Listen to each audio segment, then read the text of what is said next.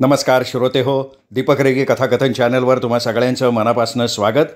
श्रोते हो, तुम्ही ऐकताय बा कोटंबे लिखित ऊन सावलीच्या शोधात ही कादंबरी. आज या कादंबरीचा शेवटचा भाग आपण ऐकणार आहोत, अर्थात भाग 11. दसरा तोंडावर आला तरी पावसाचा जोर कायम होता. खरं तर पोळा झाला की पाऊस भोळा होतो असं गावाकडे म्हणतात. पोळा आणि पाऊस झाला भोळा अशी गावाकडे म्हणच आहे. परंतु यावर्षी पोळ्यानंतरही श्रावणातल्यासारखा पाऊस कोसळत होता. तुकाराम शेतातच होता. नुकतीच दुपारची जेवणं झालेली. मोहाच्या झाडाखाली दोघं नवरा बायको बसले होते. यावर्षी पावसानं सर्वत्र छान हजेरी लावली असल्यामुळे वातावरणात वेगळाच बहर आलेला होता. मोहाची गर्द सावली जीवाला गारवा देत होती. शेतात धुऱ्या बांधावर गच्च हिरवळ दाटली होती. वेगवेगळ्या वनस्पती रानफुलांचा सुगंध वातावरणात दरवळत होता. तेवढ्यात बांधावरनं वामन येत असलेला दिसला. एकदम आरामात बसले. बिंदगीतलं पाणी स्वतःच घेत वामन म्हणाला, अरे एवढा ढासाढासा पाणी प्यायलाय तू, कुठून दमून आला एवढा? काय दमून बिमून नाही, ऊन कसं चमकायलंय बघा की. हे पावसाचं ऊन आहे, रातच्याला देतोय काय की दणका. भाऊजी, आज बरी सवड मिळाली. जेवण केलं नसन तर करा, भाजी भाकर आहे, तुकारामची बायको म्हणाली. आता भाकर खाऊनच इकडं आलो आहे, सगळे रानातच आहेत. असं तुमच्यासारखं जेवून बसलो होतो तर वैजनाथरावाच्या गाड्यानं खबर दिली. आता काय खबर आहे बाबा? अरे दौलतराव गेला म्हण. असं कसं? अरे चांगला धडधाकट गडी होता की. एवढा दुष्काळ होता तरी गाड्याचं छटाक वजन कमी झालं नव्हतं. अरे उगं भोपशा अंगाचं होतं ते. साखरेच्या बेमारीनं बेजार होतं. डॉक्टरनं मुलखाचं पतपाणी सांगितलं होतं म्हण, पण काहीच पाळत नव्हता. रेडकासारखं अंग सुटलं होतं. दुकानातच दरदरून घाम फुटल्यासारखं झालं आणि जाग्यावर गेला म्हण, झेंडू फुटून मेल्यासारखा. मायला बेकार झालं. जायदाद तर मुलकाची कमवून ठेवली. एकच पोरग आहे, ते बी शहरात. गावात याचं नाव नाही घेत ते. त्याचं लगीन होस्तवर तर जागायला पाहिजे होता. आता हे सगळं नशिबानं घ्यावं लागतंय तुकाराम. त्यानं कधी उद्या जन्मात कोणाच्या करंगळीवर मुतलाय का त्यो? दुष्काळात लोक लाई करून मारायची वेळ आली होती. 2-2, 3-3 वर्षापासून साठवून ठेवलेली, कीड लावलेली, पीड झालेली ज्वारी लोकांना देडी दुनीनं दिली त्यांनी. त्यांचा तळतळाट लागला असेल का नाही? भाऊजी, आता ते गेले. मेलेल्या माणसाबद्दल असं बोलू नये. एकदा माणूस मेला का चांगलं वाईट त्याच्या संकट जाते. आता त्याला वाईट वांगाळ बोलून काय फायदा आहे का? तुकारामची बायको वामनला म्हणाली. हा तू म्हणते ते खरं आहे ग, पण वामन सांगतो ते बी काही चुकी नाही. माणसानं थोडी तरी माणुसकी दाखवाय पाहिजे का नाही? दुष्काळात माणसं भरपळत होते तेव्हा हे माणूस सावकारकी बघत होता. ठीक आहे, बघाव की. पर अशी जेवारी म्हणून त्यानं रानात टाकायचं खत लोकांच्या पात्रात टाकलं. पोटाच्या गारीला तेही लोकांनं खाल्लं. दुसऱ्याचं जाऊ दे की, आपणच 4 पहिली जेवारी आणली होती, ती कशी होती तू बघितली ना?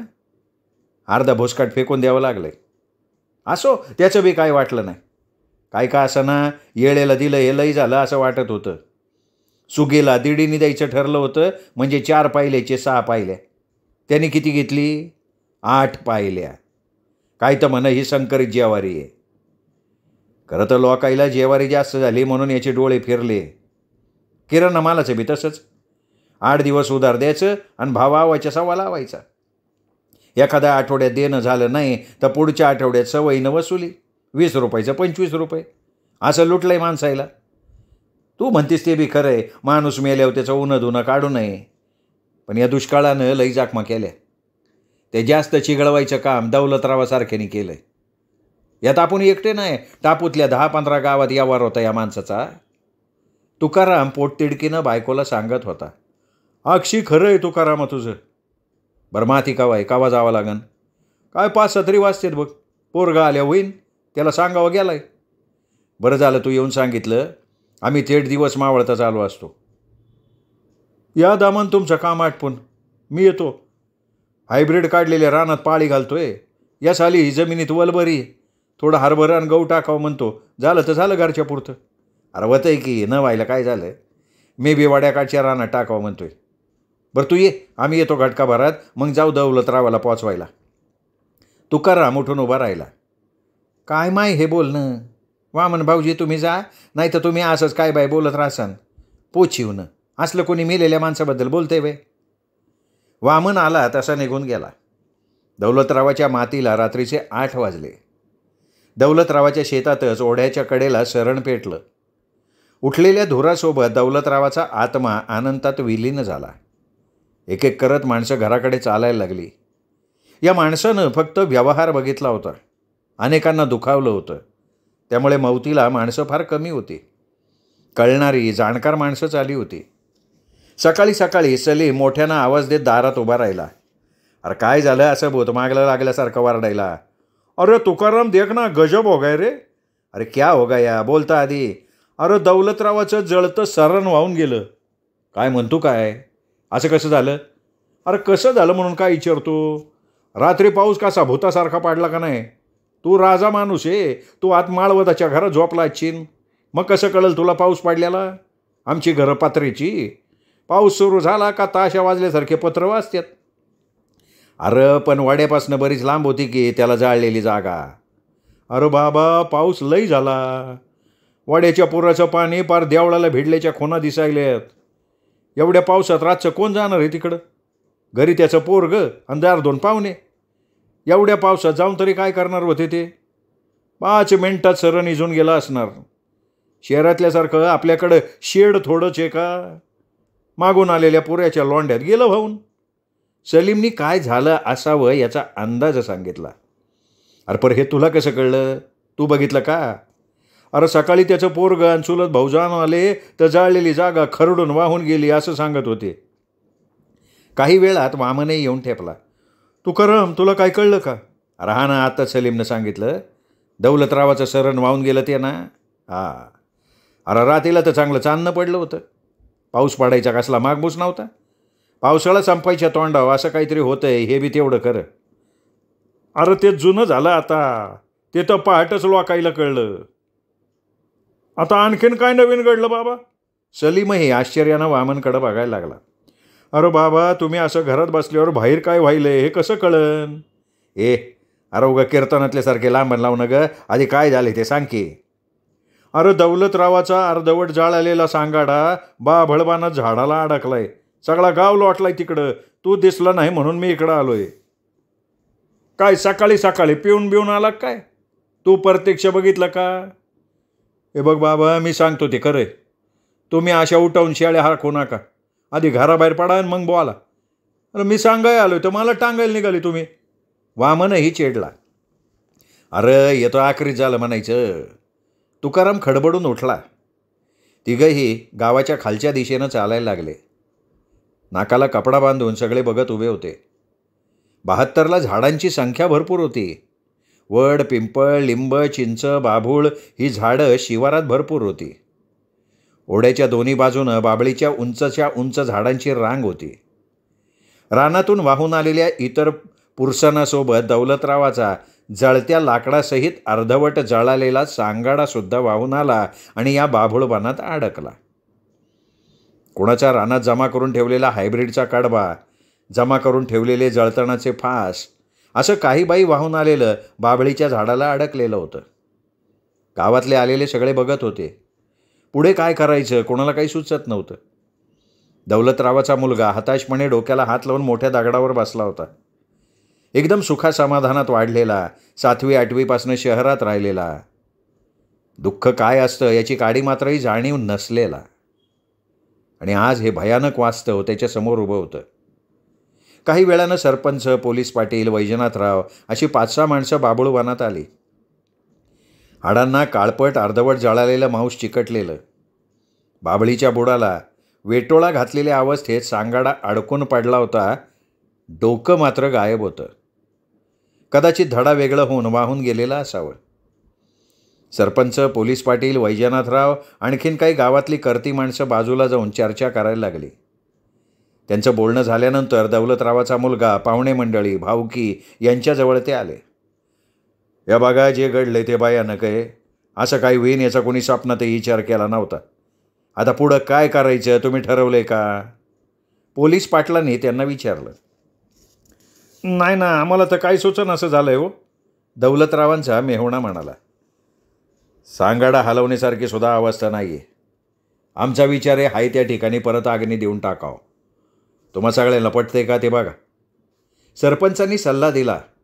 कुणाच्याच डोक्यात न आलेला हा सल्ला सगळ्यांना पटला. जमलेले हो हो असंच करायला पाहिजे असं म्हणत माना डोलवायला लागले. यामुळेच अशा माणसांना गाव कारभारी म्हणत असतील लोक. किती झटक्यात निर्णय घेतला या कारभाऱ्यांनी. या निर्णयानं जमलेले सगळे खुश झाले. कुठे आपल्याला सांगाडा उचलावा लागतोय का काय असं प्रत्येकाच्या मनात डोकवत होतं. त्यामुळे सगळ्यांनी सुटकेचा निश्वास टाकला. बरं मग चला की लागा का आम्हाला. तुमच्या गोठ्यावर लाकडं आहेत का रे.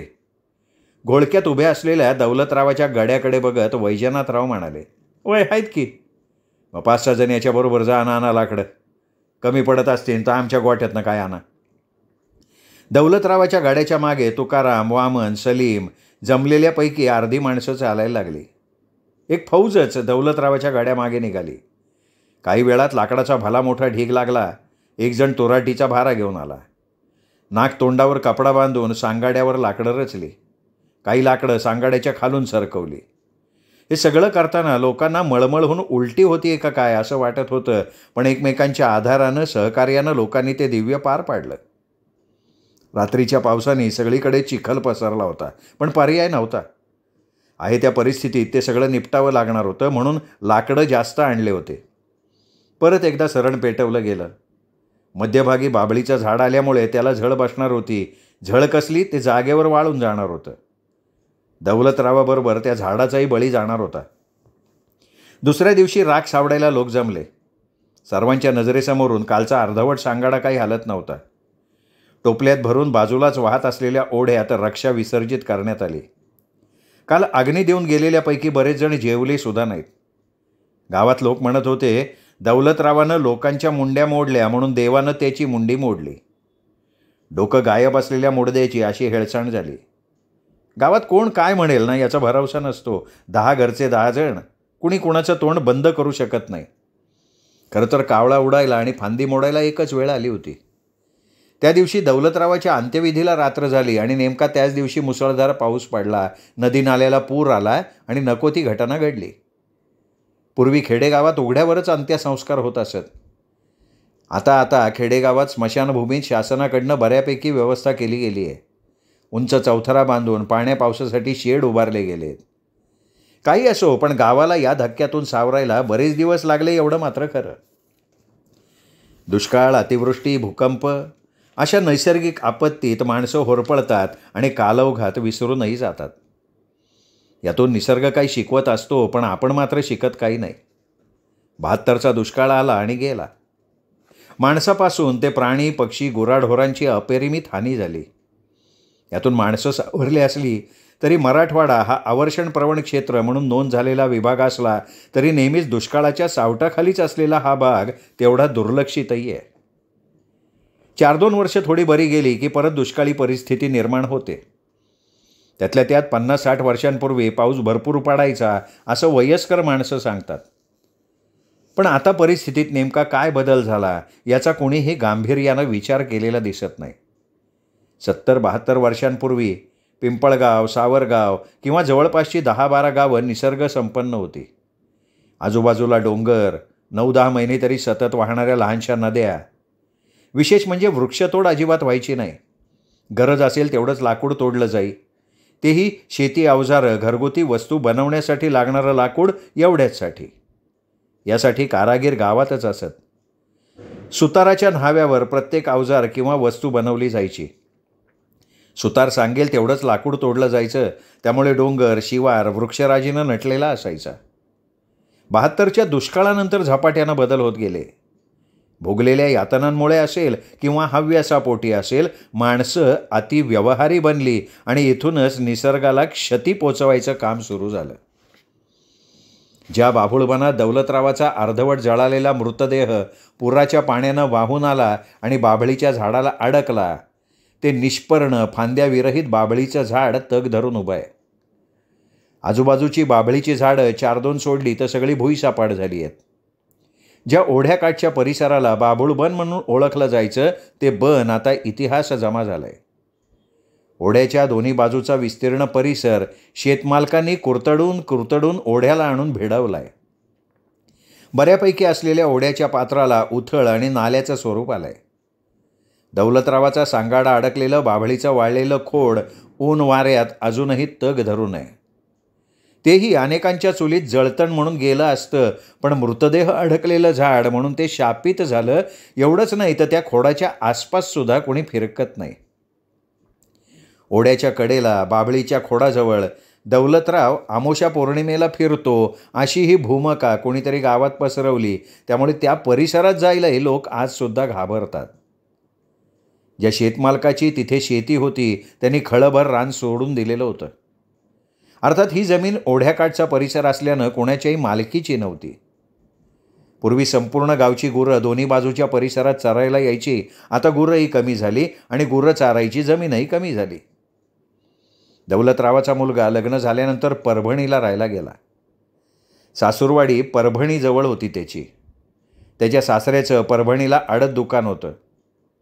दौलतरावाच्या मुलानं पिंपळगावला असलेलं घर जमीन विकून टाकली. दौलतरावाचा सावकारीचा धंदा असल्यानं अनेक लोक घरी चकरा मारत होते. कागदोपत्री लोक अडकलेले होते.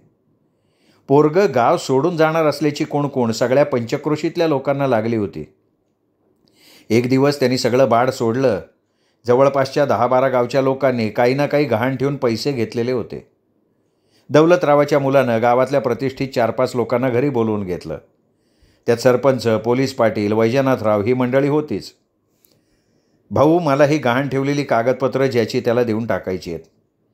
ज्यांना कोणाला घेतलेले पैसे इमानदारीनं परत करायचे असतील त्यांनी ते करावेत. मी कोणाला मागणार नाही, कोणाच्या दारात जाणार नाही. मला तुम्ही थोडी मदत करा. मला आपल्या गावातल्या सोडल्या तर कोणाची ओळखी नाही आहेत. हे सगळे पेपर तुम्ही नजरेसमोरून घाला. आमचा गडी आहे, त्याला प्रत्येक गावाला पाठवून लोकांना बोलवून घेऊयात. लय चांगला निर्णय घेतला तू. आम्ही लोकांना सांगू जमल तसं पैसे परत करा. आले तर आले, नाही तर गंगेला मिळाले म्हणून दे सोडून. तुला काय कमी पडणार नाही. तुला वाईट वाटेल पण तुझ्या वडिलांनी लोकांना लय लोबाडले. समाजात काही माणसं चांगली आहे, देतील तुला पैसे, आणि त्यांनी नाही दिले तर तू काही विकायला लागणार नाही. एक मात्र तुझ्या वडिलांनी चांगलं काम केलं आहे. तुला या दलदलीत न वाढता त्यांनी तुला भरपूर शिकवलं. तुझं हे शिक्षण तुला या चांगल्या कामाकडे घेऊन चाललं आहे. यात खूप लोक हालाखीचं जीवन जगणार आहेत. त्यांच्या जमिनी दौलतरावानं लिहून घेतल्यात, त्या त्यांना परत देऊन टाक. या सगळ्यांना ज्याचं आहे ना ते परत करून टाक. मग बघ तुला किती मोकळं झाल्यासारखं वाटन. खरंय भाऊ, म्हणूनच मला या सगळ्यातनं बाहेर पडायचं आहे. हो, काय होतंय काय नाही लोक वाट बघत होते. 4 दिवसात हे सगळे व्यवहार पूर्ण झाले. काही लोकांनी जेवढे शक्य होईल तेवढे पैसे खुशीनं परत दिले, कागदपत्र परत घेतली. काही लोकांनी जसे जमेल तसे परत करू असं आश्वासन दिलं, पण पैसे देणाऱ्यांची संख्या फार कमी होती. काही न देता कागदपत्र घेऊन जाणाऱ्यांची संख्या जास्त. गावातले सगळे व्यवहार निपटल्यानंतर दौलतरावांचा मुलगा आईला बरोबर घेऊन परभणीला कायमचा निघून गेला. सासूरवाडीच्या लोकांच्या मदतीनं एक छोटंसं हॉटेल आणि ऑटोमोबाईल स्पेअर पार्टचं दुकान टाकलं. ते दुकान सलीमचा मुलगा सांभाळत होता. तो दुसऱ्या दुकानावर काम करत होता. त्याला दौलतरावाच्या मुलानं इकडं आणलं. हॉटेल आणि दुकान दोन्ही जवळजवळ असल्यामुळे लक्ष द्यायला बरं पडत होतं. कमी जास्तीला सासूरवाडीचे लोक होतेच. अशा तऱ्हेनं दौलतरावाच्या माघारी मुलगा स्थिर झाला. पिंपळगावलाही बरीच उलथापालथ झाली होती. रोहिदास गायकवाड आणि दामू वाघमारे या दोघांची मुलं पुण्यात कंपनीत कामाला होती. कधीतरी वर्ष 6 महिन्याला यायची, 4-2 दिवस राहायची, परत निघून जायची. सलीमसुद्धा मुलाकडे परभणीला जायच्या विचारात होता. तुकाराम, वामन, रोहिदास आणि दामूनी त्याला रोखून धरलं होतं. एक दिवशी असंच तुकारामच्या आखाड्यावर सगळे गप्पा मारत बसले होते. तेव्हा सलीम म्हणाला, तुकाराम, अरे पोरगं परभणीला बोलवते. मी त्याला 6 महिन्यापासून बघू म्हणत दिवस ढकलतोय. तुलाही जायचे असं म्हण की. कशाला पोरावर ढकलतो रे? आधीच बाजारात करत शहरात फिरत होता, तेव्हा तुला शहराचं वारं लागलं होतं. जनावराचा व्यापार करायचास, मुलकाची दलाली मिळायची. आता तर काय पोरगं शहरात, मग कसं तुला खेड्यात राहू वाटन सांग बरं? अरे तसं नाही राबा. पोराचं लगीन ठरलंय. नांदेडची पोरगी. पुढच्या महिन्यात तेच लगीन करून देणार. दौलतरावाच्या पोरानं चांगला आधार दिलाय त्याला. पगार देते पोटापुरतं. यानं झोपडपट्टीत जागा धरली, पत्र्याच्या 2 खोल्या काढल्या. पोरगी आल्यावर तिथं कोणी लागन का नाही? नाही नाही, ते काय नाही, तू गाव सोडायचं नाही. तुला काय कमी पडतंय का? तसं असेल तर आम्हाला सांग. वाटलं तर पहिले काही दिवस तू या बायकोला पाठव. इकडं काय तिकडं काय करा की, बरं गाव सोडून जायचं नाव नको काढू बाबा. हा विषय इथे थांबला. बोलून काही उपयोग नाही हे सलीमच्या लक्षात आलं. त्यांनी हे पुढे ते लांबवलं नाही. तुकाराम, अरे म्हातारी माणसं आणि आपल्यासारखे जमिनीच्या तुकड्यासारखी चिकटून राहिलेली माणसं तेवढी गावात राहिली. आता थोडे शिकलेले किंवा नोकरी लागलेले कायमचं गाव सोडून चालले. आता मायाच पोरायला 4 दिवस राहा म्हणलं तर ऐकत नाही. सुट्टी मिळत नाही म्हणतात. हे लय मोठे ऑफिसर लागून गेले का? हां, काहीतरी उचलपटकचे कामं कंपनीत करतेत, पण इकडं आपल्यावर रुबाब गाजवतेत. रोहिदासनं स्वतःची कैफियत मांडली. हे बघ रोहिदास, त्याला काही वेलाच नाही. एक तर गावात कामं नाहीत, पोरायला शेतात किंवा मजुरीची कामं करायला नको वाटायलेत, आणि सगळे शेतात राबायला तेवढे रानं तरी आहेत का आपल्याकडं? उगीच नाकात माशी अडकल्यासारखं. त्यांचं ते धंद्या पाण्याचे बघायले चांगलं आहे ना. जी थोडीफार पोरं गावात टिकून आहेत ते एक तर शिकलेले नाहीत किंवा लईच कमी शिकलेले आहेत.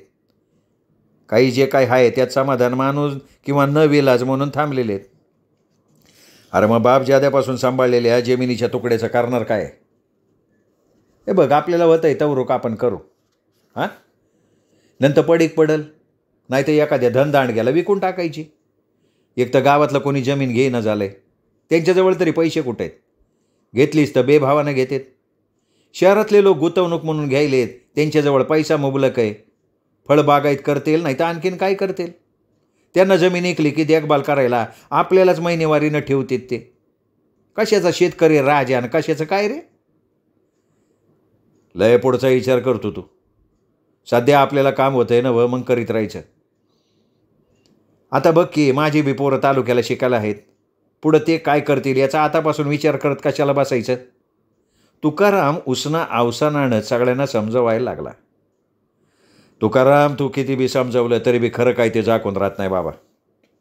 एक तर आपलं गाव आडवाळणाला, दुष्काळात कसा तरी रस्ता झाल्यामुळं सकाळ संध्याकाळ 2 टाईम एसटी तरी येते, एवढी काय ते आपल्याला सुधारणा. आता वैजनाथरावाचं बघ की, अरे नजर जाईल ती रोग जमीन होती, आता किती राहिली? कोणत्या तरी वकिलानं 10-15 एकर सोडून सगळी वनलाट घेऊन टाकली. 3-4 गडी तिकूनच घेऊन आला, शेतात खोल्या बांधून दिल्या. ते करतेत आता सगळं.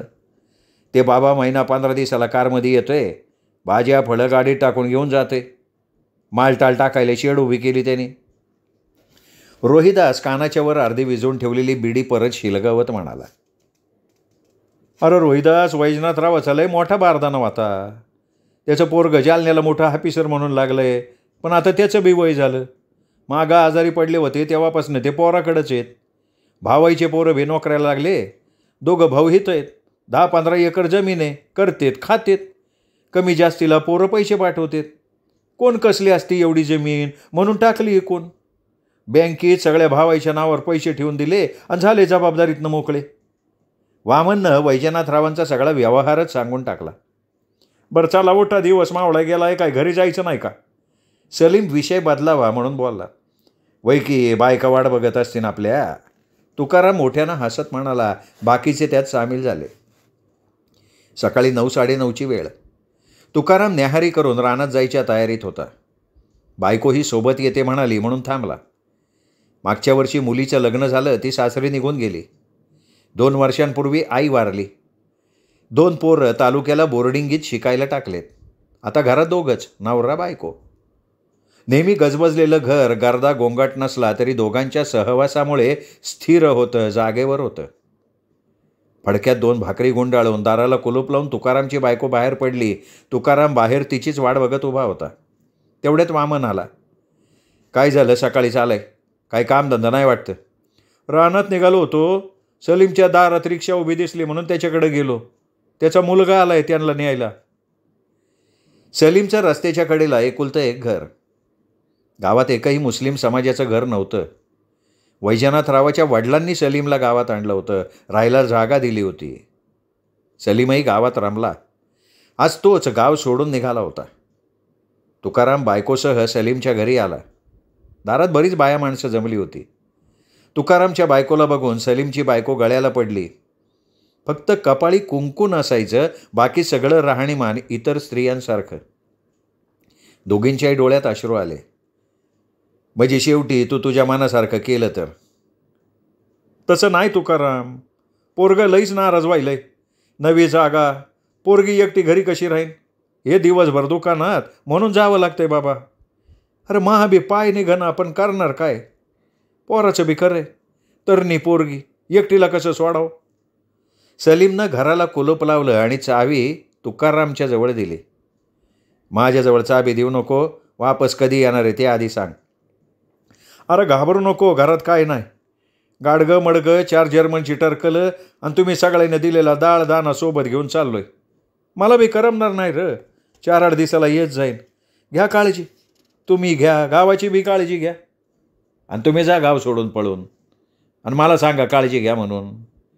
आज तू जातोयस, पोराकडे जाऊन येतो म्हणून रोहिदास पुण्याला गेलाय, ते तिकडंच आहे. ते तरी सुखात आहे का? पुण्या मुंबईला बसून कोण पोचणार आहे? पोरानं वॉचमॅन म्हणून एका बांगल्यावर चिकटवलंय त्याला, असं माझ्या कानावर आहे. इकडं पांढरं शुभ्र धोतर कमीज घालून रुबाबात फिरायचा. त्याला ती टोपी शर्ट इजार चांगली तरी दिसत असेल का? बुजगावण्यासारखा दिसत असेल त्यो. बरं झालं आपल्या नजरेला पडलं नाही ते तरी. नसतं बघवलं रा आपल्याच्यानं. इकडं घटकाभर वेडी वाढल्याशिवाय थांबायचं नाही. तिकडं त्याची वेडी वाढणं बंद करून टाकले. बाकी काय असो का नसो, पर बीडी बंडल 24 तास त्याच्या खिशात असायचं. बार वाघाची शेळी करून टाकली र आपल्या रोहिदासला त्याच्या पोरांनी. म्हणून म्हणतो, असलं काय तू तरी करू नको बाबा. काय लागलं सवरलं तर इकडं ये, पण असलं काय बी आमच्या कानावर पडू देऊ नको रे. तुकारामचा गळा दाटून आला होता. बाजूला उभ्या असलेल्या वामननं त्याच्या खांद्यावर थोपटलं. डोळे पुसत सलीमची बायको रिक्षात बसली. सलीम तिच्या शेजारी जाऊन बसला. ड्रायव्हरच्या बाजूला मुलगा बसला. याच सगळ्यांच्या कष्टातून तयार झालेल्या कच्च्या सडकेनं ती रिक्षा धावायला लागली, धूळ मागे सोडत. जमलेली बाया माणसं पांगली. वामन आपल्या वाटेला लागला. तुकाराम आणि त्याची बायको शेताच्या वाटेनं चालत होती. कुणीही कुणाशी न बोलता धुळीनं माखलेल्या पायवाटेवरून. श्रोते हो, बाबा कोटंबे लिखित ऊन सावलीच्या शोधात ही कादंबरी आज इथे संपली. कादंबरी कशी वाटली कमेंट करून जरूर कळवा. कादंबरीचा भाग लाईक करा, हाईप करा. आपल्या कथाप्रेमी मित्रपरिवारात कादंबरी शेअर करा. भेटूयात अशाच उत्तमोत्तम कादंबऱ्यांसह सातत्यानं दीपक रेगे कथाकथन चॅनलवर. नमस्कार श्रोते हो.